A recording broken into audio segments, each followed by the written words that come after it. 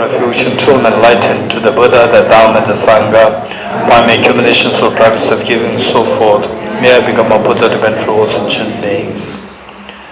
Sangye Jodo Zoge Jonam No Janjo Bardo Dane Gyapso Che Dage Jin Soke Be Sonam Dola Benjir Sangye Dubare Shom Sangye Jodo Zoge Jonam No Janjo Bardo Dane Gyapso Che Dage Jin Soke Be Sonam Ge Dola Benjir Sangye Dubare Shom Sangye Joda Zoge Jonam No Janjo Bardo Dane Gyapso Che Dage Jin Soke Be Sonam Dola Benjir Sangye Dubare Shom Om Ye Dharma Hetu Prabhavam Hetum Tesham Tathagato Yavatat Tesham Chayo Nirodha Evam Vati Mahashramanaya Svaha Om Ye Dharma Hetu Prabhavam Hetum Tesham Tathagato Yavatat Tesham Chayo Nirodha Evam Vati Mahashramanaya Svaha Om Ye Dharma Hetu Prabhavam Hetum Tesham Tathagato Yavatat Tesham Chayo Nirodha Evam Vati Mahashramanaya Svaha Om Ye Dharma Hetu Prabhavam Hetum Tesham Tathagato Yavatat Tesham Chayo Nirodha Evam Vati Mahashramanaya Svaha. All phenomena arise from causes. The causes are taught by the Tathagata. The cessation of causes as well is taught by the great seer. Profound, peaceful, elaboration-free, clear-light and non-composite. Such a nectar that I have discovered. Finding no one who can fathom this teaching in silence, I'll return to the woods. Beyond utterance, thought and expression is a professional wisdom, which is unborn, unceased, and has initial space. Is also the apprehension of self-realized wisdom. To you, the mother of the Buddhas, of the 3 times of the obeisance. All composite things are impermanent. All contaminated things are of the nature of suffering. All phenomena are the nature of emptiness and selflessness. Transcending sorrow is peace. The Guru is the Buddha, like the Guru is Dhamma, likewise the Guru is the Sangha. The Guru is also everything wholesome. I go for refuge in the Guru. By the sound of the vibrant drum of Dharma, you liberate all beings of miseries. I beseech you to kindly remain and give teachings until the end of the expense of billions of eons. The Buddha does not wash the negativities of the beings, nor does he remove their miseries by his hands. His spiritual realizations are not transferred to them. He is by teaching the truth of the suchness that the beings are liberated. With folded hands, I beseech the Buddhas of 4 directions to shine light of Dharma. Misery is gloom. If you are attached to this life, you are not a spiritual practitioner. If you are attached to samsara, you have no renunciation. If you are attached to your own self-interest, you have no bodhicitta. If there is grasping, you do not have the view.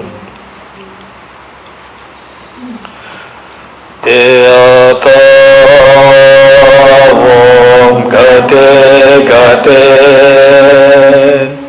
Paragate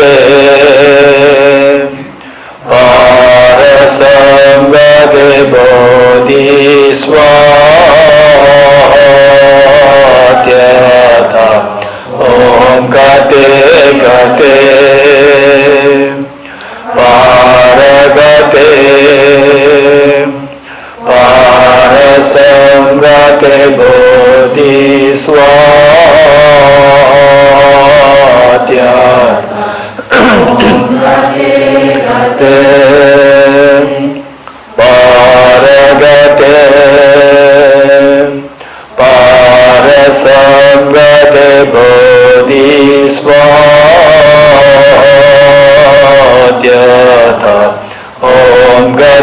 gate paragate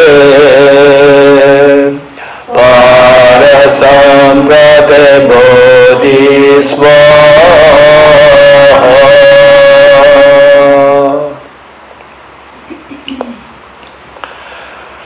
Okay, yesterday what we learned is that the same all phenomena like the vase, this vase, the flower or the rosary, all phenomena should necessarily have many characteristics. In fact, infinite number of characteristics. This is what we learned. And how do we separate these characteristics? That the object and its characteristics, whether they are same or different, whether the one or different. For that we need to know entity-wise, isolated-wise. Entity-wise, the object and its characteristics are all same entity, but isolated-wise they are different isolates. This is what we will learn. Number one. So from this, what we say is that for example, the vase, and the vase is empty of, let's say vase is not a chocolate. Vase not a chocolate, that is a characteristic of the vase. Likewise, this vase is empty of being a chocolate. This vase is empty of being objective reality. This vase is empty of object reality. So this vase being empty of objective reality is known as emptiness.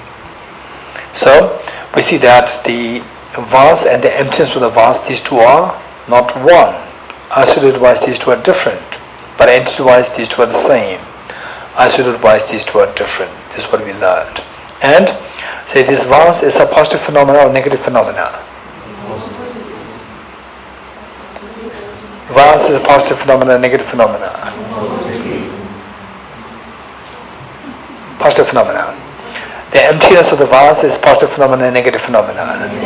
Negative phenomena. Affirming, negative. Non-affirming, negative. Non-affirming, negative. Okay.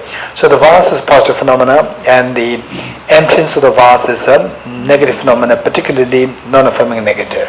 So knowing that, we see that positive phenomena and negative phenomena, these two cannot be identical. So therefore, these two are separate. These two are different. But say the entity-wise, these two are same.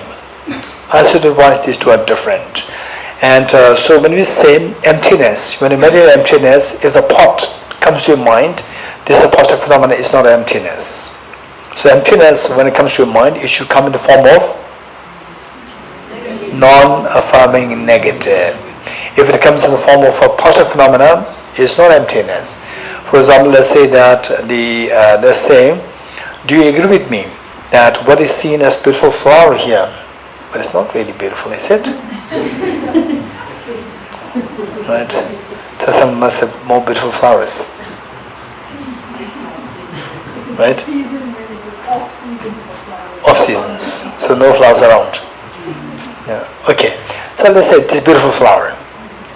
So this flower, do you agree with me that this is nothing but made of, say, the millions of cells?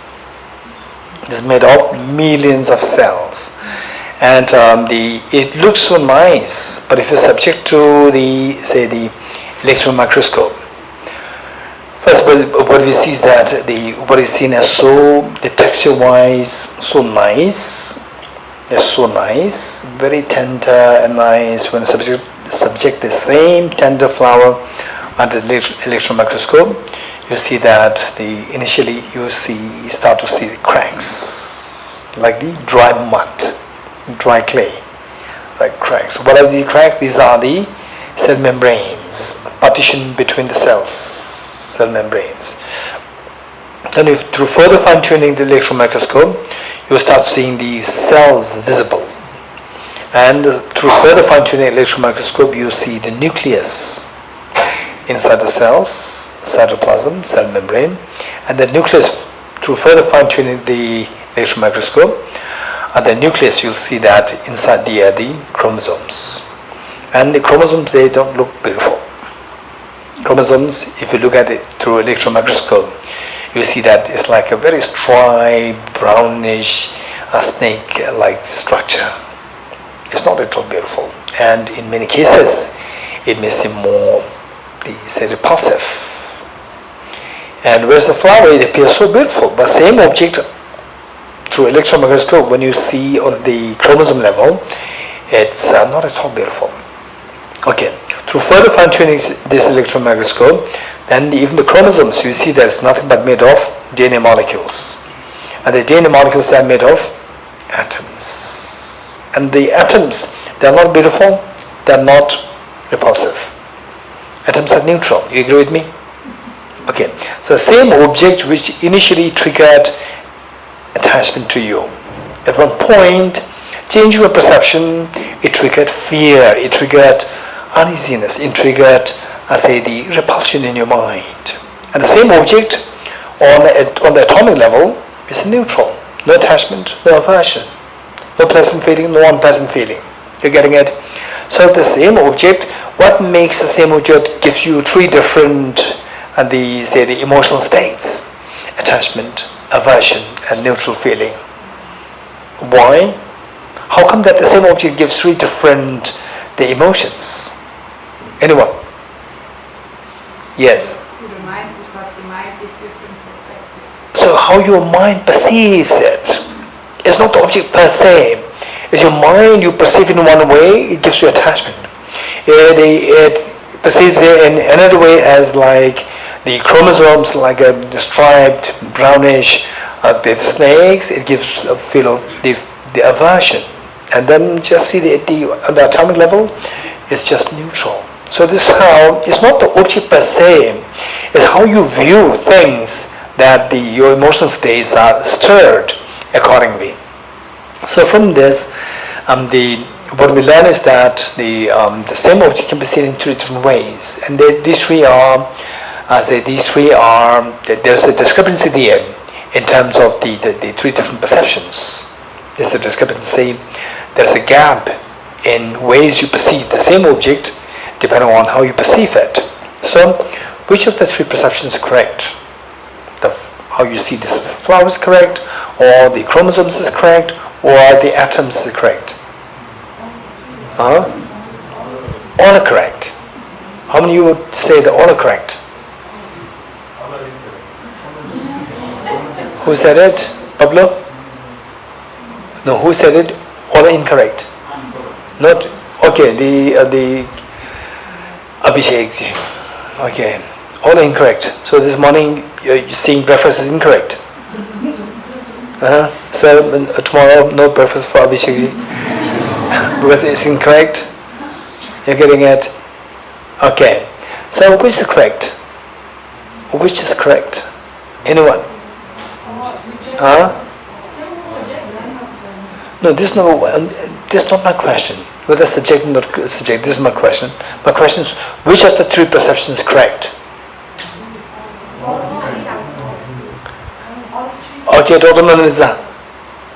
All three are? All three are correct. All three are correct.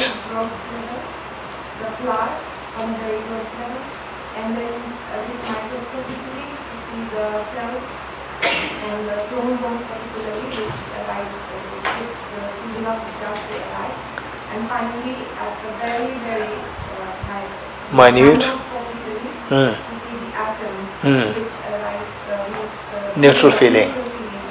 So which means that Dr. Manaliza, all three are correct. All three are correct. It depends on which. All three are correct, right? If I ask you how, then you can say depends on. Okay. So how many of you agree with Dr. Manaliza results? All three are correct. Yes, all three are correct. Okay. What about those people who did not raise hands? Raise hands. Raise hands. So those who did not raise hands. Why did you not raise hands? Here, why? Why not? You agree, not agree? Partially? You do not agree. Which means, what do you say? Huh? You won't give it the same way.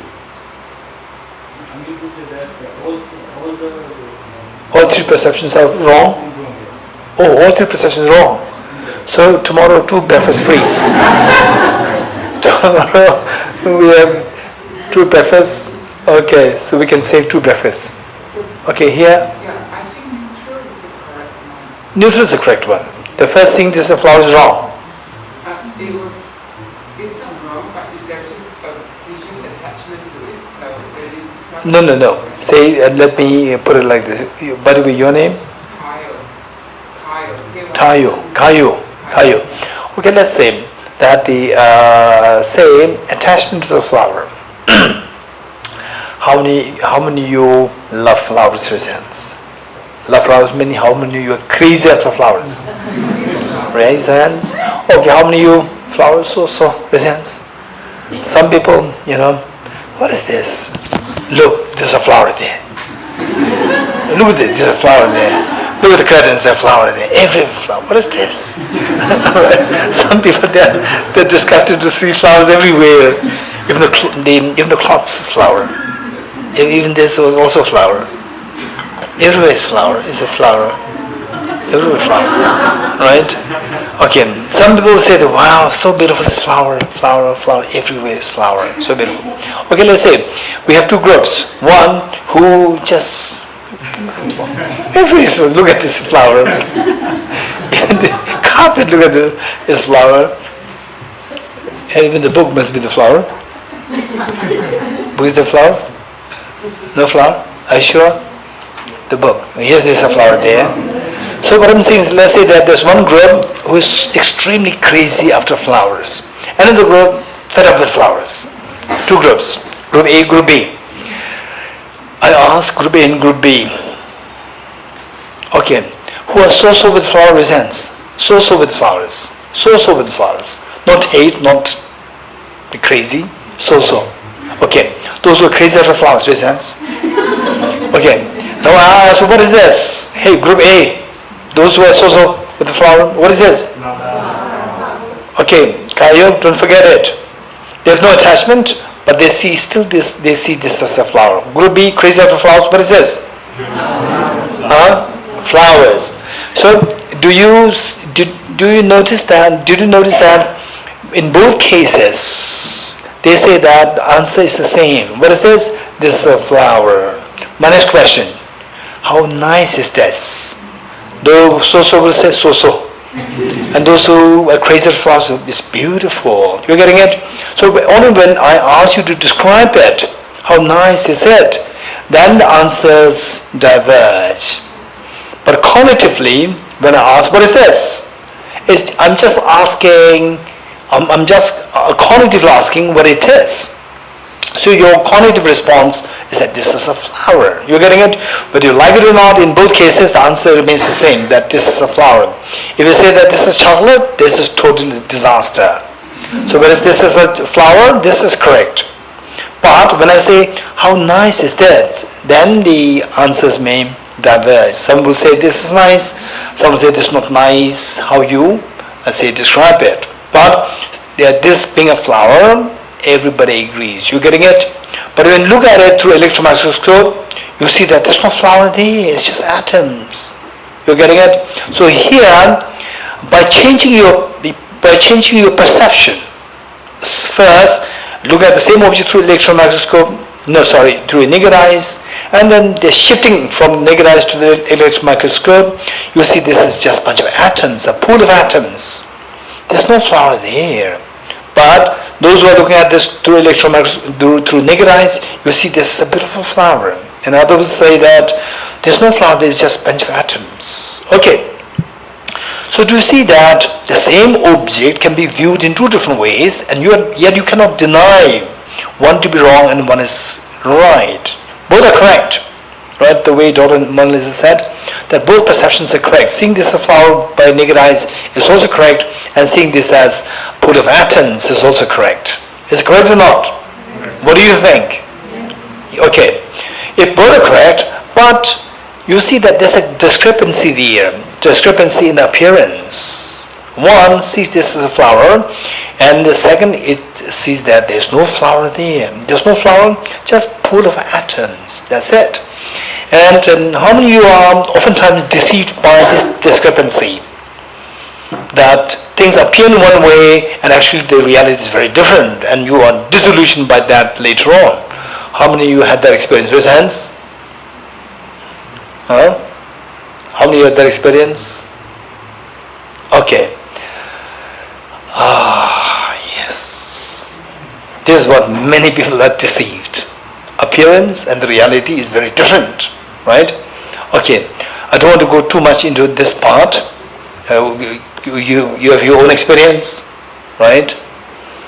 In your life, you have experienced that. For example, I remember that the people on the seashore, on the beach, from distance, they saw a very strange phenomena which they have never seen before. Something like, so usually the waves come. The waves are visible only when it comes closer towards you. From distance you don't really see that. Maybe like a thin white line, you can see that from distance. And when it comes closer, it is a wave. So some of these people, what they noticed was something, not a thin white light. It was some huge, massive thing from distance. And they were so fascinated. Wow, there's a beautiful structure. We have never seen this before. Some people, seeing this, they ran away. And some people, they go closer to that. What is that? Huh? Raise hands. Yes. Tsunami. You're getting it? Yes. Tsunami appears so beautiful from distance. So beautiful. So some of the people they want to see it closer. They want to go closer. And some people who are smart, who know that this is not beautiful, it can kill you, they run away. Only few people ran away, and only most of the people, they got stuck there. They just described that. And within few seconds, they all sucked. They first washed away, and then sucked up into the ocean. It's a huge tsunami. Okay, so this is what this morning I shared with the people who attended the morning practice. Okay, and this was what the Buddha taught. Buddha gave the metaphor of like 100 people come for a picnic along the river bank of a river, and out of 100, only about 2 or 3 people, they're looking at the flow of the river. They could see some pattern there, and they could say that this is not a good sign. It's not a good sign. There's no time for us there's no time for picnic. We have to try to run away, try to cross the river, otherwise soon it will kill us. Yeah, and these 3 people, they're working so hard to cross the river, warning others, please don't, we have no time for picnic, we have to run, otherwise this will flood and it will kill us. And the 99 people out of the 100, they said, you are spoiling our picnic, right? You're going to cross, but don't disturb us. You are spoiling a picnic. And they kept picnicking. And then the 2 of them managed to escape, and within like 20 minutes, a huge flood came, and all the 97 people were killed by the flood. So this is a metaphor the Buddha gave for the samsaric beings. How the samsaric beings, they are constantly being infatuated, constantly being trapped by the bait of the samsaric happiness. And actually these are the tsunamis killing us, one after the other. Only few people sense that this is a tsunami, this is not a beautiful structure, this is not a beautiful view, it's a tsunami here, we have to do things, we have to put effort to run away from this, escape from this. And how to escape? See the reality, emptiness. There's nothing really from the object, it's all coming from your subject. You realize from the object is empty, only with this realization you are freed from the dream of the samsara. Okay, so for this, we need to know the reality, that what is seen as so beautiful structure from distance, and this is not a beautiful structure, it is a tsunami which is going to kill you and kill thousands of people. So, How do you know the reality of this? That this is not a beautiful structure, it is very ferocious nature. So there's nothing really there from the object, it's all coming from the subject. How do I know this? So this is known as the introduction to emptiness. Okay, so for this, it's so important for us before we plunge into the concept of emptiness, which is so, so precious. And Arya Nagarjuna's direct disciple, the Bodhisattva Arideva, what he said is that his text, 400 verses, eventually I would highly recommend all of us to study this text, 400 verses by the great teacher, Bodhisattva Aryadeva, in Tibetan, Pawala. Yes, Pawala. Okay. So what he said is that those with less merit will not even have a doubt in this teaching on emptiness. Let me repeat it.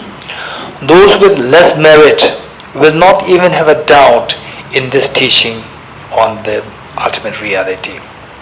Should a doubt ever arise in you, it will shatter your samsara into pieces. Let me repeat it. Those with less merit will not even have a doubt in this teaching on the ultimate reality. Should a doubt ever arise within you, it will shatter your samsara into pieces. So what is that doubt? Doubt not in the form of the skepticism, doubt in the form of inquiry. What I'm saying, do they really reflect the reality? Is this the reality? What I'm saying, is this reality?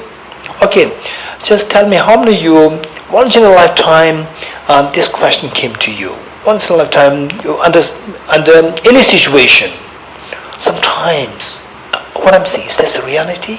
Raise hands. You had such experiences? Very good. This is so precious, so precious. In fact, I personally would say that that I must be aged, I think about like 11 or 12 in school, the boarding school, and of course my parents were, and those days most of my generation, the Tibetans, we were the financially extremely poor, and the children of not only poor, that my mother passed away when I was 5 years old, and my father, he was really struggling for his life. And we were on the school, and those children with their parents, they left for holidays, winter, 2 months holiday, and then we were on the school, just like, very lucky though that at least there's a place for us to stay, and we're being fed. And then so one time we were in the school hall, but for some group prayers, all the small children. And it so happened that the school installed a fluorescent fluorescent street light outside. The color was little orange color, and I remember that me as a young boy, age 11 to 12, had a jacket. The color I don't remember. It must be blue. And then going out, I saw that the jacket color is like, what is that? Maroon? No, the purple. What happened to my jacket? What happened to jacket? The blue has become purple. What happened? Then I realized that it was the optical delusion. That I was just checking. Then it gave me a big question. Which means that I'm seeing this as early as a blue is also questionable whether it's actually blue or not. What I'm seeing now as like the purple, it's not purple, it was blue, and still if I put this in the daylight, it'll be seen as blue, but now it is no way it's blue, every way is purple. So this is not the reality, which means even at the daytime what I see, if the daytime is blue, whatever the color, even that is not the real color. How can I know that what is the real color? This hit me when I was just 11 years old because of this incident. So likewise in your own life, you must have come across these situations. For example, someone who looks so nice, who looks divine, right? With whom if I spend time, then I'll get Already I have 100% of my freedom. Now another 100% will come to me. 200% freedom will come to me. And actually, when you work together, then you lose your 50% freedom. And what you saw earlier was very, very deceptive. It was not there, right?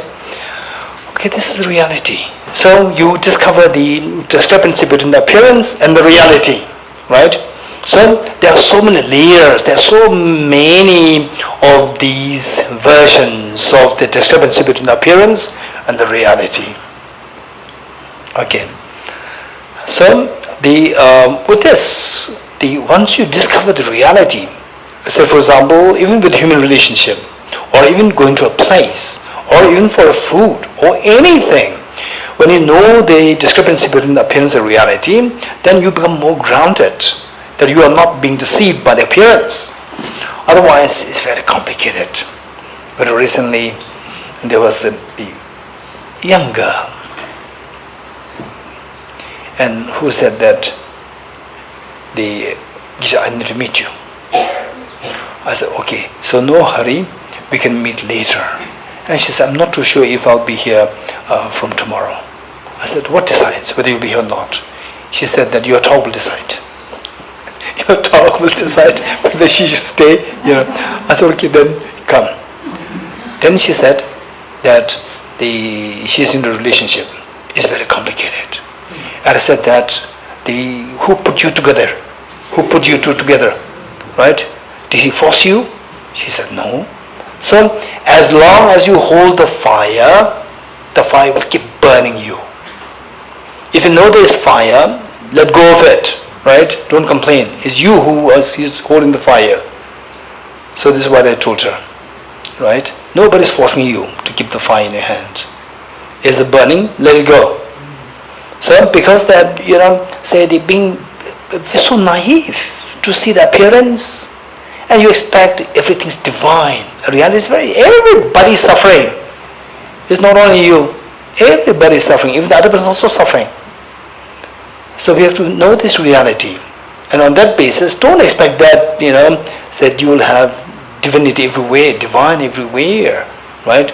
So the reality is the way to discover the reality. If you know the reality, then you will be more grounded. Your life will be more easy, right? You will not fall, okay, this is reality. With this reality, if I, say for example, in a place where there's no water, this is a reality. If you don't, it's so beautiful, beautiful sunlight, clean air, but there's no water there, let's say, there's no water there, you're being so unrealistic. Then you think of settling there.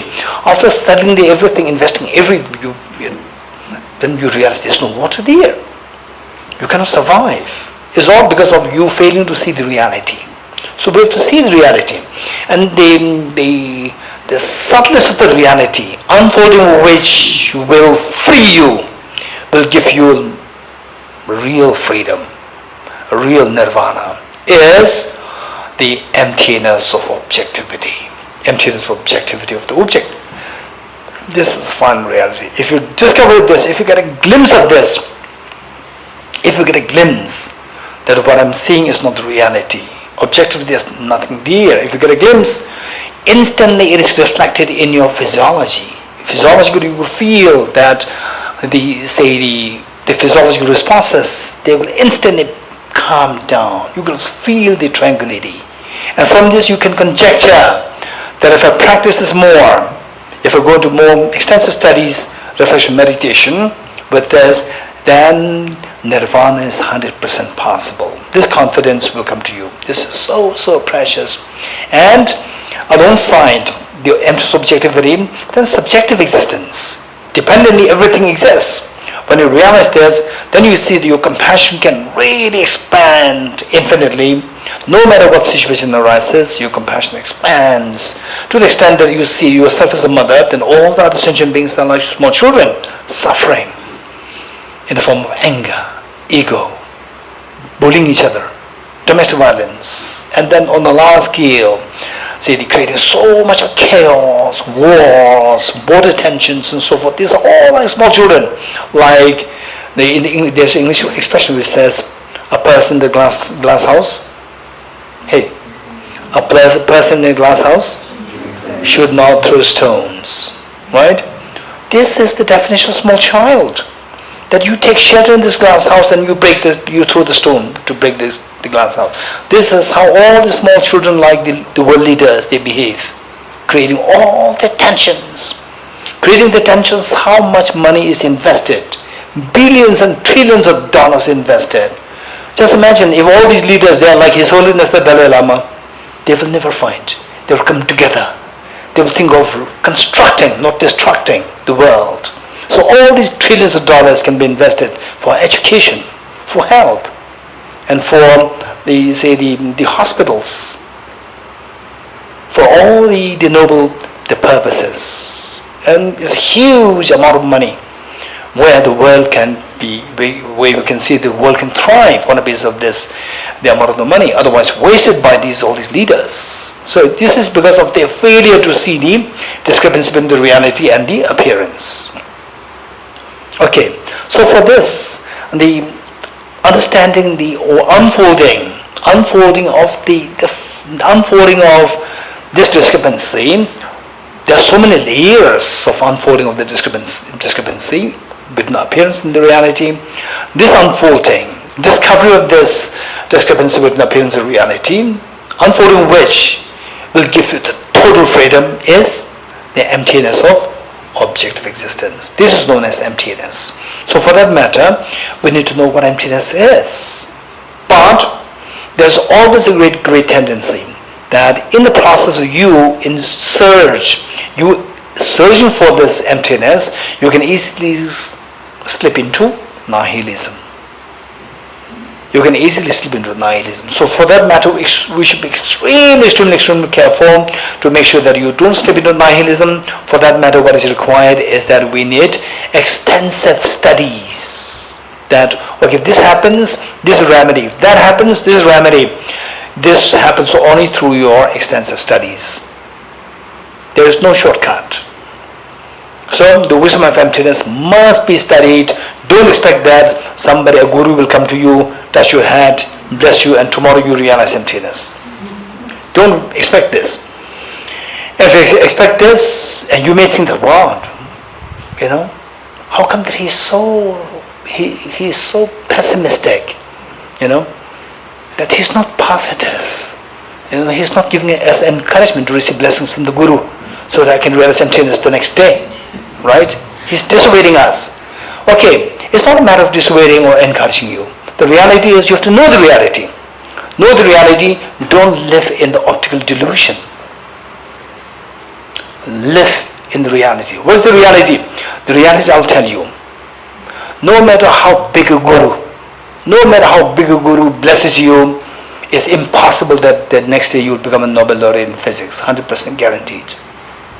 You agree with me or not? Nobody can bless you to become a Nobel laureate the next day. So, if you want to become a Nobel laureate in physics, what should you do? You have to study physics. You're getting it? Study physics, only then you can expect to become a Nobel laureate in physics. Otherwise, if you live in the world of illusion, that, seeking blessings, get some empowerments, and tomorrow I'll become enlightened. If this is our belief, it's a self-deception. If it is that easy, Prince Siddhartha, 6 years he meditated. He went through this austere practice and only then became enlightened. Not like went to Guru and received blessings and the next day become enlightened. Impossible. So, if you really want to be free from, how many are fed up with these sufferings, resents? Are you serious? If you're serious, resents. And how many you want to get away from this, resents? Yes, if you really want to get away from this is the only way. Study, reflect, and meditate on emptiness. There's no other way. You're getting it? There's no other way. Don't waste your time. Let's not forget it. I'm reiterating this. Don't waste your time simply by engrossing, believing that something else will give rise to liberation. It will never happen. First study this emptiness, then you'll get a confidence. This is the only way. Look at His Holiness the Dalai Lama, who is the final authority in Buddhism. And he received teachings from all the different traditions. Satya, Bhakti, Nyingma, all traditions. What advice does he give to us? Do you remember? Every time he says that he received all these highest empowerments, blessings, everything. But the advice that he gives us, that if you really take me as your teacher, practice the wisdom of emptiness and Bodhicitta. This is the advice that he gives to us. Whereas, if he's the one who did not receive any of these blessings, empowerment, so forth, and then he advises us to practice bodhicitta, wisdom and emptiness, then, oh yeah, because he has not seen the other tradition. He has seen the world of the traditions. And yet the advice that he comes up with is that if you take me as your teacher, you study and practice wisdom and emptiness and bodhicitta. Let's not forget it. Let's not fall prey to the self-deception. You getting it?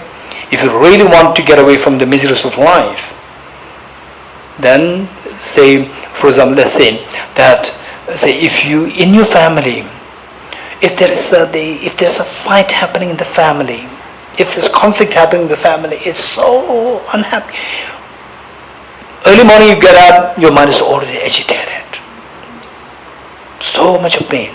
And if the family members, if they are so close and so friendly, so close, again there's a pain. When is the pain? Hey, when is the pain? At the time of separation. The Buddha said, all meetings end in separation. All meetings end in separation.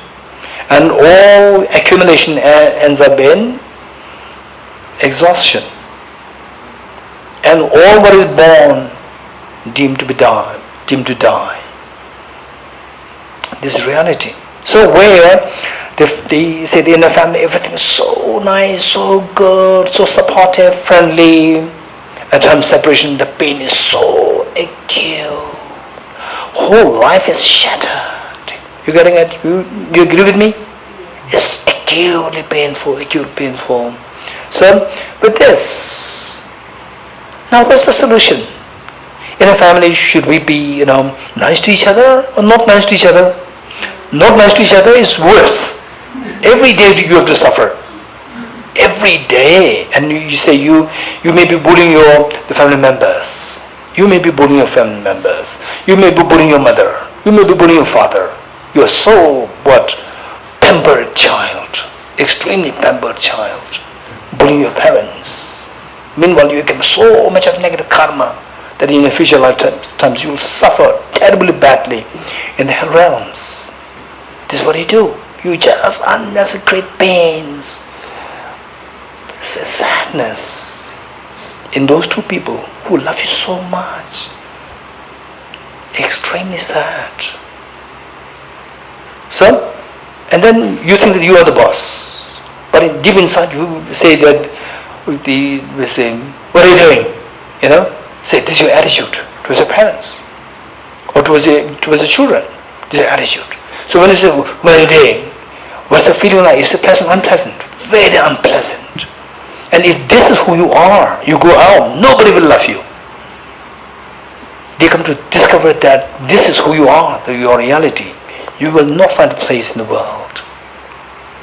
Okay, so with this, we see that then again, if the family is too nice, the children, they're so loving to the parents. I know here, some of the children, I know, your relationship with the parents is so beautiful. You respect the parents so much. You never ever, in fact, I know some of you here there, that you don't even think of taking a single money from your parents, although you are desperately in need of money. You just think of how to give money to my parents, how to support my parents, rather than how to take money from my parents. But some, they continue to extract, and meanwhile keep fighting with the parents. This is so bad, so bad. This is what we have to change. Okay. But again, the problem is that if this is a relationship where the children are extremely nice to their parents, so kind, so considerate of the parents, again at the time of separation the pain is so much. So what is the solution to this? Anyone? What's the solution to this? If the relationship is bad, particularly pampered child, just bullying the parents, and you accumulate so much of negative karma, and every day you are unhappy, being so selfish. And then when you are so loving to your parents, again the time of the separation is extremely painful. So where lies the solution? This is my question. Anybody? Where lies the solution? Yes. Love without attachment. Love without, how do you do that? Practicing. With the love means attachment. Right? Huh? So by practicing emptiness. Good. Good, thank you, Ben. Equanimity. Okay, parents, you stay away. Right? We should have a balance. Right? Equanimity should be there. Balance should be there. Hey, don't come too close to me. Right? I will not also come not too close to you. Right? No, it's always better to embrace. Right? Give embrace to your mother. Don't say that I practice equanimity. Right? Embrace the mother. This is better. Right? Okay, but equanimity is far better than bullying your mother, making the mother unhappy. Right? Some people, they bully their mothers. Small children, some young, in the 16, 17, 18, 19, they bully their parents. They make the parents every day unhappy. You become so much of negative karma. And then some 20s still bullying the parents. Some 30s, 40s still dependent on the parents financially. 40s still depend on the parents and then keep bullying the parents. What a shame. Yeah. So what's the solution? I said non-attachment. Non-attachment. Okay, no, I'm not attachment to mother anymore. Okay. Huh? Not de-attachment, non-attachment. So this means like you can enjoy, you can be with them, but you don't have any expectations. And how do you do that? So it comes really from but say I love you, mom, but the mom says I'm practicing non-attachment, and you will not enjoy it. How can you enjoy? I think you can enjoy because no, the mother is not reacting to you. Right? The mother says I'm practicing non-attachment, right? And you are saying I love you, mom, I want to enjoy. But mom says no, please stay away. No. Then? This is not what I mean. I mean okay. It's like not de-attachment, I'm talking about non-attachment. So you can fully express your feelings, fully express your love, also receive it, but you don't have any expectations. How? This is one. Everybody wants to do that, but it's not happening. So how to make it happen? Because you have realized these things how they are. So like what? You are a mother? You have that I realize that you are a mother. Yes. This is a reality. So I love you. Yeah, but right? I cannot stay away from you. The reality is that the mother is empty of inherent nature. Okay. So you can practice this, so you can still enjoy, and you can even enjoy more without non-attachment, because like the chocolate cake, so you can have the cake without attachment, But the chicken, said if the attachment to the chocolate cake, if you know that you are coming from your mind, then you cannot enjoy it. Okay, enjoy the chocolate cake. Imagine a chocolate cake. Enjoy it. Yeah. Can you enjoy it? Yes. Okay, which more? Imagination, enjoy the. Okay, then breakfast, you will enjoy it. Breakfast. Don't go to the kitchen. Just imagine breakfast. Yes.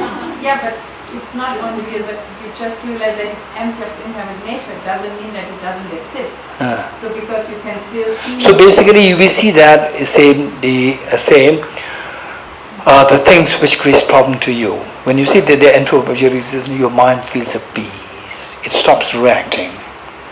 Likewise, when you see the chocolate cake also as coming from your mind will stop reacting to it. So the enjoyment is not there. How do you explain this? Yes, here. What you said, your name? Manu. What Manu said is very important. Let's not forget it. What she said is very important. So I'm challenging her, not because it is something to be challenged. I'm seeing how far she can go. Right? You went pretty well. Yes. I was going to say, understanding the impermanence of the situation, but your mother thinking that sometimes you will separate as well, understanding the reality, it is incredible various rituals where they were separated in time and movement and things are changing. Okay, mom, now don't be too attached to me. One day we'll be separated, right? Then it's going to be very painful. Still little, but we think about impermanence. Right? Still little away. Which means that it will stop you from enjoying this affection. No? Oh, so you know impermanence? I haven't, no. Huh? But understanding that at some point Okay, so basically what the Thosamling is saying, all composite things are impermanent. This is what the Buddha taught. Then the next line is, all contaminated things are suffering nature. Then the next one is, everything is the nature of emptiness. This is how we upgrade ourselves, upgrade our realizations from the first level to the second, to the third, to the fourth. You getting it? So what the Anda said is very true. That first we have to think about the impermanence. Think about impermanence. So then, say oftentimes our attachment to your parents, children, your husband, wife, whatever. So this is oftentimes because the underlying that is the belief in impermanent phenomena as permanent. This belief. When the separation happens, then you discover that the foundation is shaken, that it's not permanent. You believe it to be permanent, but it's not permanent. Then the whole feeling of this affection is shaken and it transpires into sadness and agitation. So this meditation is extremely important. Okay, now do you agree with me? What you want is that what each one of us want, particularly when you're so loving, caring towards your parents, when you're so loving, caring towards your children. Oftentimes although I don't really fully agree with Charles Darwin's evolutionary theory, but what he said is just amazing. What he said is amazing. What is the purpose of the evolution? What is that? Is what? Anybody? Anyone? The two doctors? What's the purpose of evolution, according to him? Just to survive the species. You getting it? Just to survive the species. How to survive? For the survival of the species, who is important? Parents or the children? Children are important. So therefore, the parents love the children because the children, they will continue with the species. And the parents want the children, they come into existence, the parents' job is done. You are redundant. Right? So, yes, this is exactly how the world operates. Like animals. Then the parents, they love their children so much. I remember this boy himself, when he was just very little, the mother, even in the daytime, was sleeping with him because he wants to sleep, and he said, I want mother to be with him. This is, how the mother raised this child. So now how he is behaving, I don't know.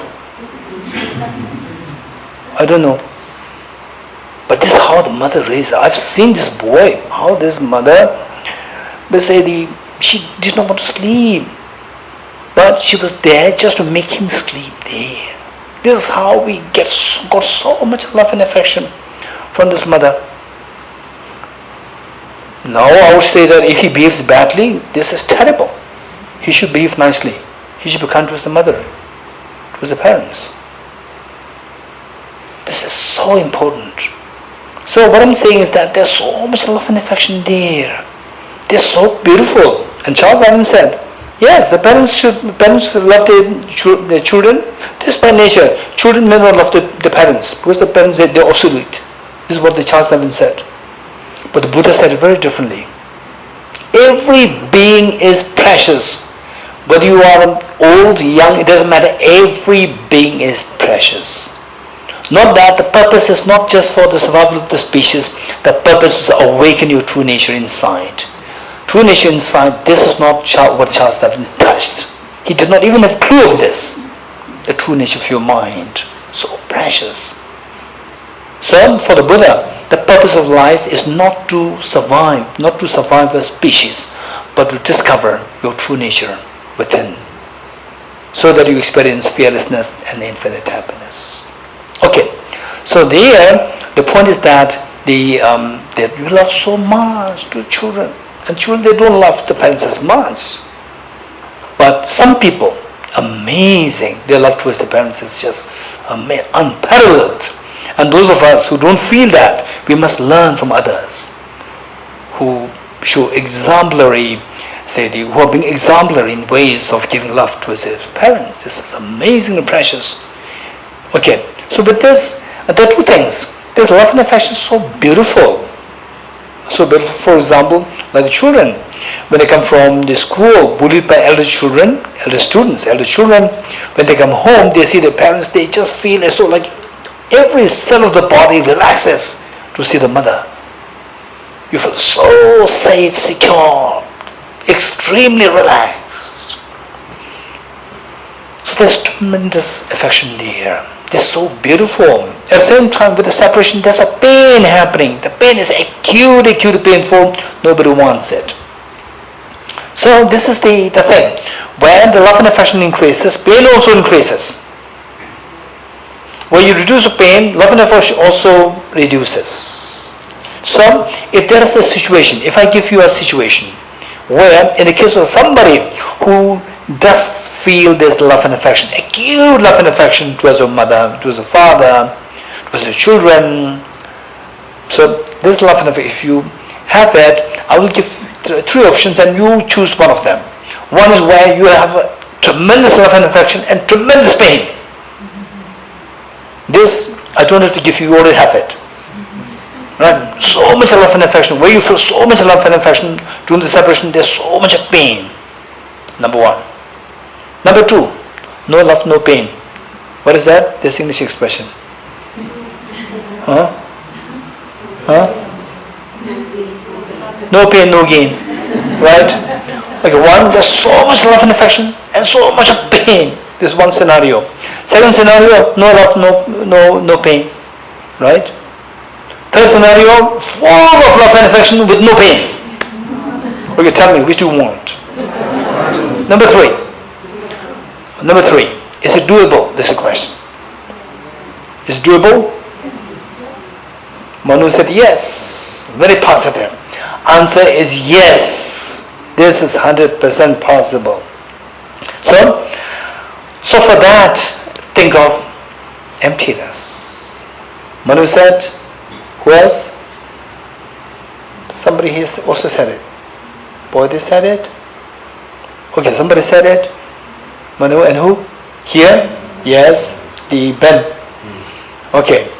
So the emptiness. Emptiness is not nothingness. Emptiness is not nothingness.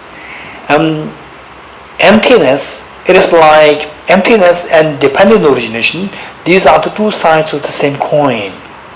Two sides of the same coin. Emptiness and dependent origination.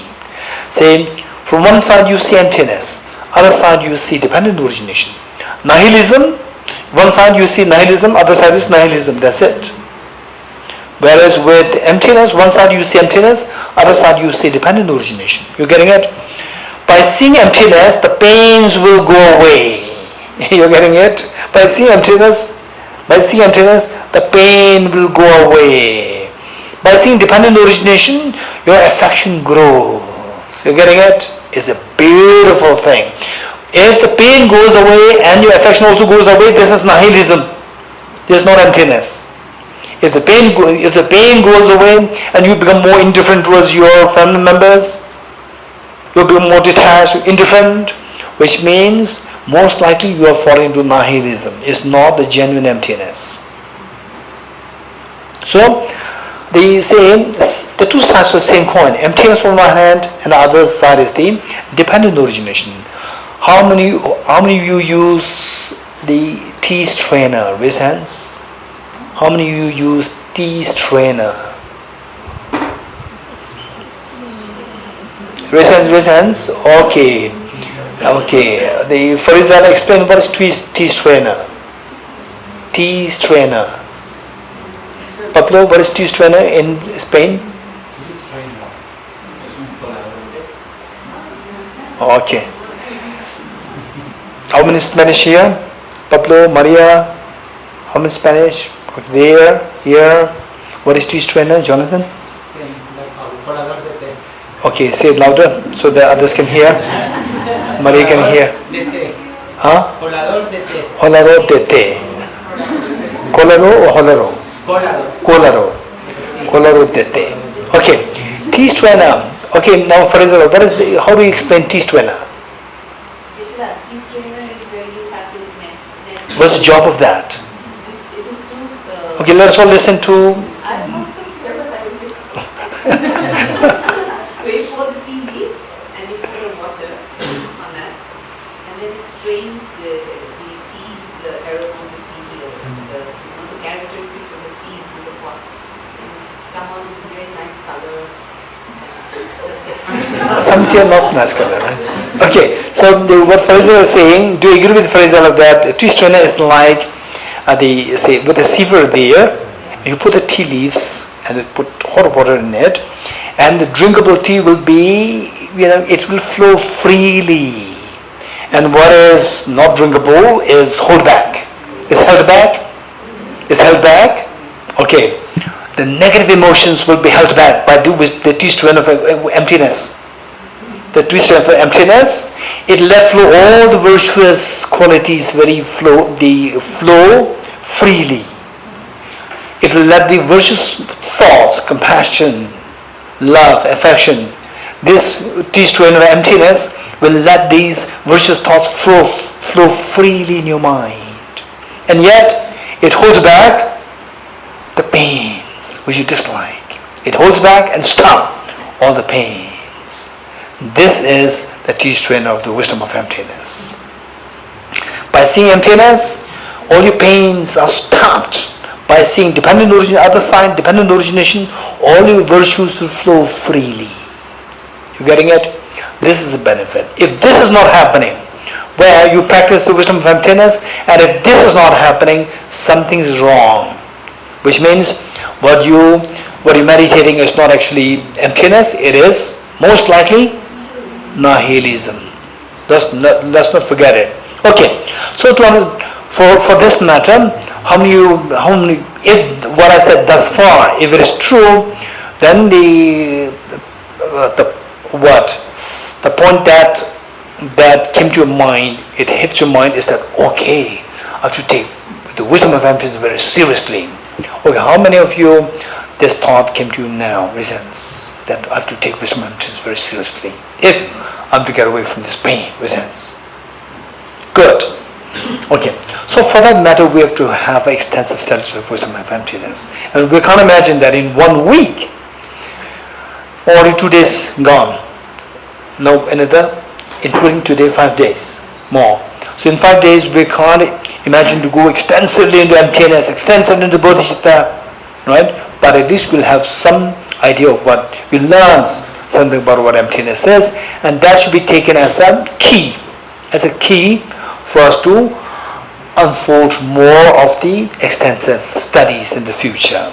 In other words, don't stop your studies, don't stop the engage in more extensive studies. This is the message. Okay, for emptiness, to really understand what emptiness is, one can easily fall prey to nihilism. So to stop this from happening, what is important is that we have to begin with 2 questions. We have to begin with 2 questions. The first question is, do things exist? Do things exist? If the answer is no, you fall into nihilism. This is not emptiness. You getting it? First question is, do things exist? If ever in the future, in the process of you studying, reflecting and meditating on emptiness, if ever the thought comes to you that, okay, so with emptiness, nothing is there. If that comes to you, remember this first question. What's the first question? Do things exist? Answer is yes. If the answer is no, this is not emptiness, this is nihilism. Let's not forget it, number 1. Only if your answer is yes to the first question, yes, do things do exist, then you are eligible to give the answer to the second question. Second question is, do things exist objectively? Answer is no. So when you say no to the second question, yes to the first question, no to the second question, answer that you give to the second question goes in line with emptiness. You getting it? So whereas if you say yes, it does exist objectively, you'll fall into absolutism. You fall into the extreme of absolutism. So the first one, if you say no, things don't exist, you fall into nihilism, extreme of nihilism. But the second question is, do things exist objectively? If your answer is yes, things exist objectively, you fall into the extreme of absolutism. Okay. So to make sure that emptiness is the middle way, it is not the extremes. You must be free from the two extremes. Extreme of nihilism and extreme of absolutism. Okay, with this, to make it even clearer, we need to know that emptiness is not nihilism. Emptiness is the meaning of dependent origination. Emptiness is the meaning of dependent origination. Okay. Emptiness meaning of dependent origination. In other words, emptiness equals dependent origination. Number 2, dependent origination equals the middle way. You're getting it? Emptiness equals dependent origination, and the dependent origination equals the middle way. A equals B, B equals C. What is next?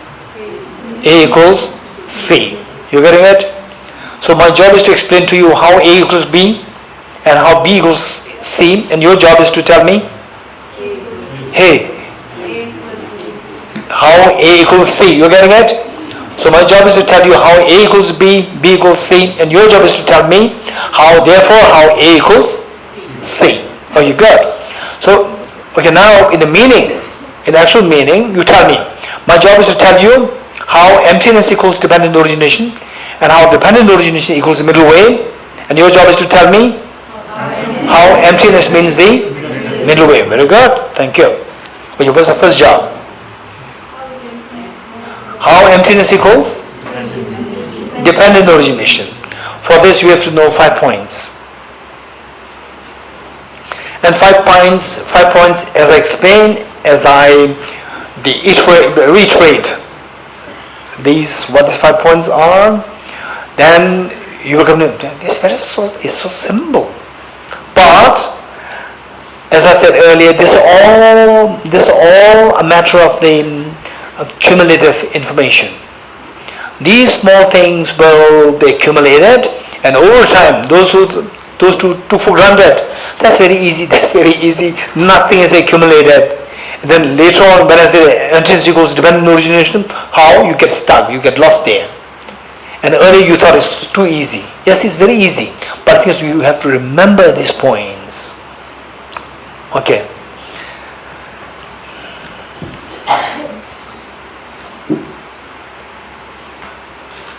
When I was in class 11, my maths teacher, he shared a story with us. And in those days, even among the staff of the school, the teachers of the school, owning a car was unheard of. And perhaps this teacher must be the first teacher to own a car. And he is amazingly wonderful person. And he shared a story. Once his car broke, and he took the car to the mechanic. And he asked the mechanic, he just looked at the engine, and finally he hit his hammer 3 times to the engine. Ta, ta, ta. And then he started the car. It worked perfectly well. Then my teacher, the maths teacher, he asked the mechanic, how much should I pay you? In those days, 100 rupees equals like today like 10,000 rupees. 10,000 rupees is like how much dollar? How many dollars? 10,000 rupees. $10,000, 120, okay. Let's say $120, $120. So, say 300 rupees is like $30,000, 30,000 rupees. What is it like? $360. How costly is that? very expensive.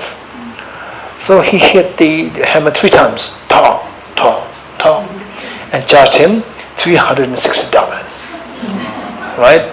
30,000 rupees.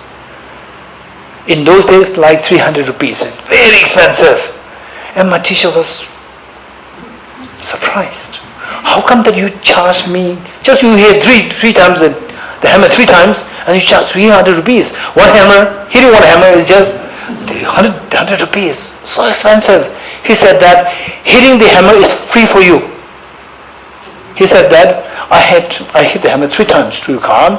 That's my effort that I put to hit your engine with three times with the hammer. That's free. I'm not charging you for that. But I'm charging for where to hit. I'm not charging for me hitting it. I'm hitting because I know where to hit. This is what I'm charging you for. You're getting it? So likewise, what we're learning, all these things seem to be very simple, but later on you will get lost if you are not careful with where to hit. You're getting it? So this is what we have to learn. Don't just think that, oh, that's easy, I thought I'm just very complicated. Right? And later on, those who underestimate it, later on, most likely those who underestimate emptiness, you will not study emptiness extensively. Without doing this, later on someone talks about emptiness, you have something to say. But when you meditate, you have nothing experience happening. Okay. So, what am I supposed to be sharing with you? How emptiness equals dependent origination. Okay. So for that, how many points are there? 5 points. 5 points are all very easy. But if you miss one point, then you will end up having missing links. With the missing links, you cannot have the flow of emptiness. Okay. So what are the 5 points? The first one is emptiness. Number 2, emptiness is not nothingness. Number 2, emptiness is a short form of emptiness of independent existence. Emptiness is a short form of emptiness of independent existence. Number 2, emptiness is a short form of emptiness of independent existence. Number 2. Okay, how many of you know who? Raise hands. How many of you know who? You don't know who? Huh? Government?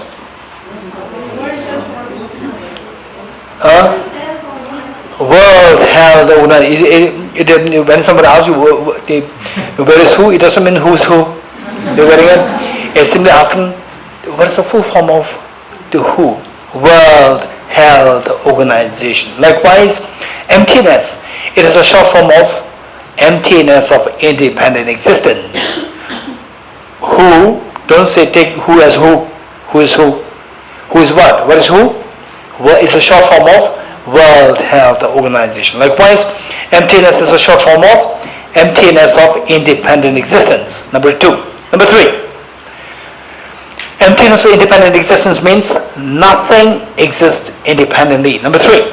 Nothing exists independently. So all should be connected. The first one should be connected with the second. Second one should be connected with the third. So the second one we said that it is of emptiness, a short form of emptiness of independent existence. So emptiness of independent existence means, number 3, nothing exists independently. Number 3. Number 4, if nothing exists independently, then number 4, everything exists by, hey, louder. If nothing exists independently, then everything exists by dependence. Very good. This is number 4. That everything exists by dependence. Number 4. If everything exists by dependence, then everything is dependently originated. Number 5. Everything is dependently originated. Okay, what is number 1? Emptiness. What is number 2? That emptiness is a short form of emptiness of independent existence. What is number 3? Everything is empty of independent existence means Nothing exists independently. What is number 4? If nothing exists independently, it means everything exists by dependence. What is number 5? If everything is dependent existent, then everything is dependent originated. So from these 5 lines of reasoning, we come to deduce that emptiness means the dependent origination. You getting it? Okay, so the first job is done. What's the second job? Tenzing Sir, what's the second job?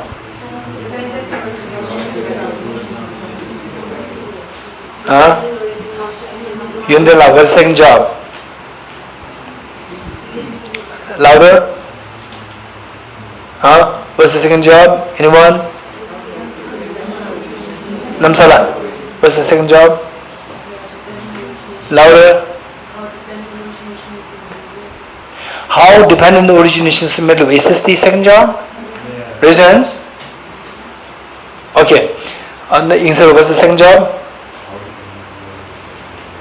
Very good. How dependent origination equals the middle way, right? Okay. How is dependent origination equal to the middle way? So for this, we need to know 2 things. Dependent origination, it has 2 sides. Dependence and origination. There are 2 things. Dependence and origination. The first one, dependence. When we say dependence, what's the opposite of dependence? Independence. When you say dependence, it rejects independence. When you say dependence, it rejects independence. And independent existence and absolute existence, these 2 mean the same.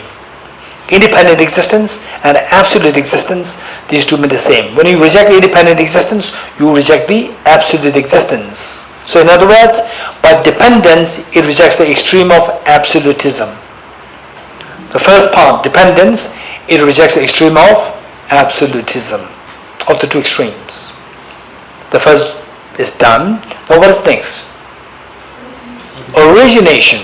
So dependent origination, dependent, by dependence, by knowing the first one, dependence, it helps us reject the extreme of absolutism.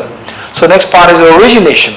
When I say origination, do you agree with me that origination means something comes into origination, something comes into existence? What's the opposite of existence? Non-existence, nihilism. So origination, it rejects the extreme of nihilism, non-existence.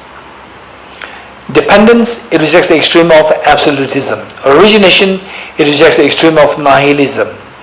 Bringing the 2 together, dependent origination, bringing the 2 together rejects the 2 extremes. Rejecting the 2 extremes is following the, hey, louder. Rejecting the 2 extremes is following the middle way. Okay, let me say this again. Dependent origination, it means middle way. How? Dependent origination has 2 sides. What are they? Dependent and origination. The first one, dependent. When I say dependent, it rejects what? It rejects absolutism, because it rejects independence, rejects absolutism. And the origination, it rejects what? Nihilism. Bringing the 2 together, dependent origin 2 together, it rejects the 2 extremes. Rejecting the 2 extremes is following the middle way. This is how dependent origination is the middle way. You getting it? Okay, here, question? What is absolutism? Okay, absolutism means absolute, independent. Say, okay, I'm absolutely right, right? I'm absolutely right? Which means that how I'm being right, how I'm being correct is so absolute, is ultimate. So ultimate, absolute, independent, they all mean the same. Okay, which country? Switzerland. And what's your language, German or French? Is there any French here? Yes, what is absolutism in French? Absoluta. Huh? Is it the proper French or you created it? Is there any French? Any other French? Here. It's the same English. It is meaning. Okay, don't worry. Absolutism it simply means independence. Independence, something which is independent existent. In reality, there is nothing existing independently. Everything exists by dependence. For time being, you take absolutism means something existing independently. It rejects the extreme of independence. Good. Okay. So from this, we come to learn that emptiness equals dependent origination, and dependent origination means the middle way. Therefore, emptiness means the middle way. You getting it? Okay. So, having said this, the next part is that we have to know a little bit about what dependent origination is. So from this, in future, although we learn all these things, but during if you are very serious with the studies and reflection, you are bound to come up with some thoughts, some kind of the conviction. I don't know whether it's the genuine conviction, the feeling like confidence that things don't exist. When that ever happens, remember how emptiness means dependent origination, how dependent origin means the middle way. Therefore, emptiness is not nihilism. Emptiness is the middle way. Let's not forget it. And also, let's not forget the first two questions. What are the two questions? Do things exist? Second question. Do things exist objectively? Right? Let's not forget these two questions. Okay. So for that, the dependent origination. This concept is extremely important, and oftentimes dependent origination is referred to as the king of the reasoning, king of the reasons to establish emptiness. Dependent origination as the king of the reasons to establish emptiness is considered so precious. In fact, I remember my teacher, Venerable Geshe Dorji Damdul. They say when in my 20s, I always either go to my teacher, Venerable Geshe Pandita Rinpoche or Geshe Dorji Damdul. I go to them to ask questions on emptiness. When I asked a lot of questions on emptiness to my teacher, Venerable Geshe Dorji Damdul, and then they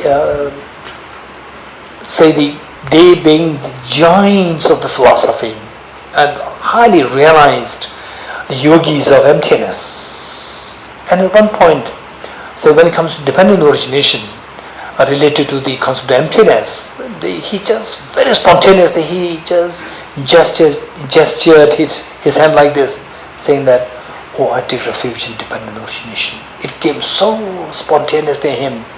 That is such a great example that I'm seeing with my own eyes, that how deeply he's convinced of dependent origination to see emptiness. That's amazing, great inspiration. So, dependent origination is extremely important for us to know, and even, okay, I'm a little getting confused between the various centers. So I just mixed up with the Deer Park Center now. Deer Park Center, there at the main statue is Aramanjushri. So I was looking at Aramanjushri there. Okay, but where? Yes, here to our right side. What is that? To your left side, to my right side. Aramanjushri. In fact, Lama Tsongkhapa, who's the mantra we recite every morning,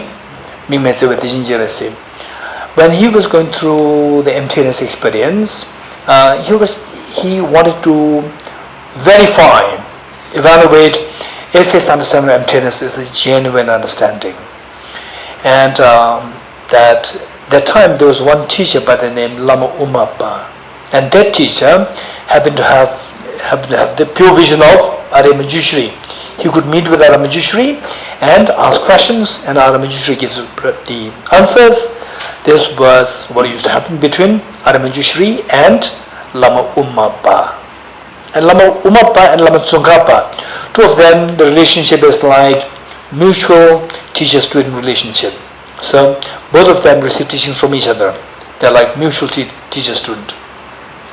Given that Lama Umapa had access to Aramanjushri directly, but at that point, Lama Tsongkhapa he did not have the access to Aramanjushri. He requested Lama Umapa to ask this question to Aramanjushri whether or not his understanding of emptiness is the genuine understanding of emptiness according to Prasangika Madhyamika.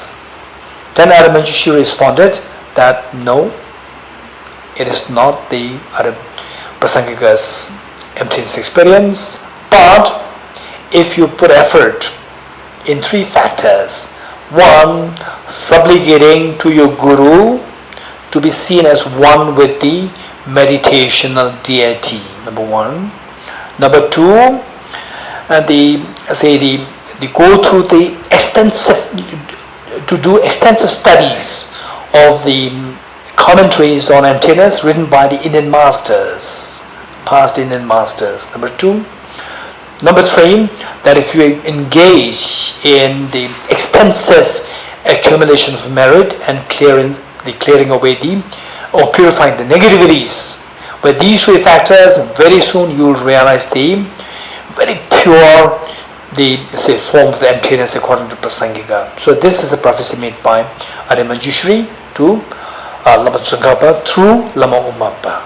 Okay, so the point is that the need for Lama Tsongkhapa, and then more advice were given by Aramanjushri to Lama Tsongkhapa.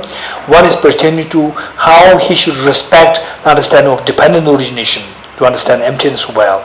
So therefore, emptiness, the dependent origination is referred to as the king of the reasonings. Dependent origination as the king of the reasoning to establish emptiness. So the Buddha in this, the Blaze of Non-Dual Bodhicittas, the brown book, the Blaze of Non-Dual Bodhicittas, there's, of course, this is extremely precious book. I told you last time, you will never find this book anywhere in the world. So this is so precious, and then all the important sources, I would say not all. In America, if you say all, and something's missing, you'll be sued. So I would say most of the important texts which you require are all in. Most of them are all here in this book. Okay, so the Rice Seedling Sutra, Sutra on Dependent Origination, Rice Seedling Sutra, Salistamba Sutra is also included in this book. So there the Buddha taught, whosoever sees dependent origination will see the Dharma. Whosoever sees the Dharma will see the Buddha. Let's not forget it. Whosoever sees dependent origination will see the Dharma. Whosoever sees the Dharma will see the Buddha. 1. Number 2, the Buddha said, because this exists, that exists. Because this is produced, that is produced. Number 2. Number 3, because of ignorance, karma is created. Because of karma, consciousness is created. Because of which name and form is created. Because of which the sources are created. Because of which the context is created. Feelings, attachment, grasping, becoming, birth, aging and death is created. And then the Buddha further explained, when ignorance ceases, karma ceases, because of which the consciousness ceases, because of which name and form ceases, because of which the senses, the sources, the contact, the feelings, attachment, grasping, becoming, birth, and the aging and death ceases. Okay, this is what the Buddha taught. So I'm going to quickly explain the first part. What is the first part? Whosoever sees dependent origination will see the Dharma, and whosoever sees the Dharma will see the Buddha. So it doesn't mean that whosoever sees Dharma, you will see me. It's not a connotation. Whosoever sees the Dharma you will become a Buddha. This is the message. Okay. The second part. Okay. Because this exists, that exists. Because this is produced, that is produced. This is number 2. Verse number 3. Because of ignorance, how samsara evolves and how the samsara stops. How samsara evolves is that because of ignorance, karma is created. Because of karma, consciousness is created. The name and form, the senses, the contact, the feelings, attachment, grasping, becoming, birth, aging and death is created. Then the reverse of this, or the stopping samsara. If ignorance is stopped, the karma stops, because of which then the 12 links stop, your samsara stops. Okay. So dependent origination. Whoever sees dependent origination will see the dharma. What is dependent origination? What is the dharma and what is the Buddha? Okay, we'll stop here.